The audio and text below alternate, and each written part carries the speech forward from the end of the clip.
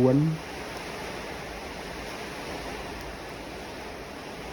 5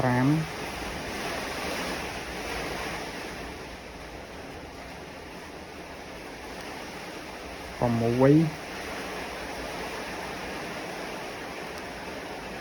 7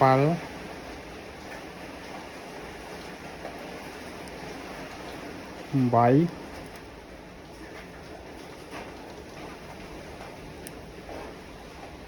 9 10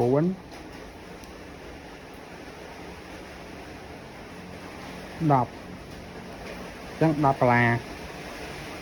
10 កន្លាមានន័យថាវា 9 កន្លាក្នុងហើយចកាអណ្ដើក 1 កន្លាចឹងអានេះកន្លាចុងក្រោយគឺកន្លាទី 10 ហ្នឹងនេះចាប់ផ្ដើមដាក់មកនេះឃើញទេនេះចាប់អញ្ចឹងមកនេះចាប់អានេះមួយយើងម្លងអានេះជួរដែលយើងចាក់ហើយអានេះជួរខាងលើអញ្ចឹងយើងចាក់ទៅជួរខាងលើមកជួរហ្នឹងយើងជាប់ចេះមួយមកចងធម្មតាមួយមក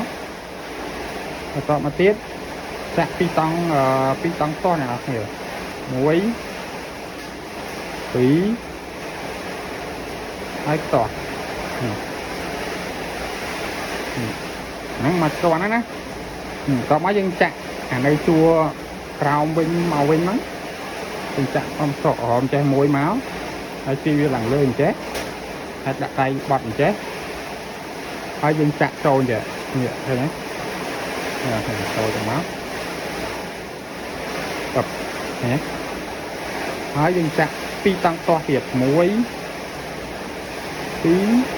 ហើយតោះណាប៉ុណ្ណឹងមកនេះបន្ទាប់មកយើងចាក់មកខាងជួរទី 2 មិនដែរជួរលើមកជាហៀងទៀតហើយយើងចងមកនេះមកជាន់យើងដាក់មកជាន់ដំបូងអញ្ចឹងដើម្បីឲ្យវាជាប់សិនឲ្យខ្សែវាស្មើគ្នាចឹងមកហើយ2 តោះចឹងយើងចាក់2 តង់តោះទាំងអស់អ្នកនរគ្នាគ្រប់កន្លែងណាបន្តមកទៀតតចុងក្រោយគឺអានេះយើងសោកឲ្យចូល2 ខ្សែមកអ្នកនរគ្នា2 ខ្សែអញ្ចឹងខ្សែនៅខាងក្រោម1ខាងលើ2យើងសោកអាហ្នឹងមកហើយយើងដាក់មេដៃយើងទុកខ្សែហើយយើងសោកចូលកន្លែងនេះណាចូលមក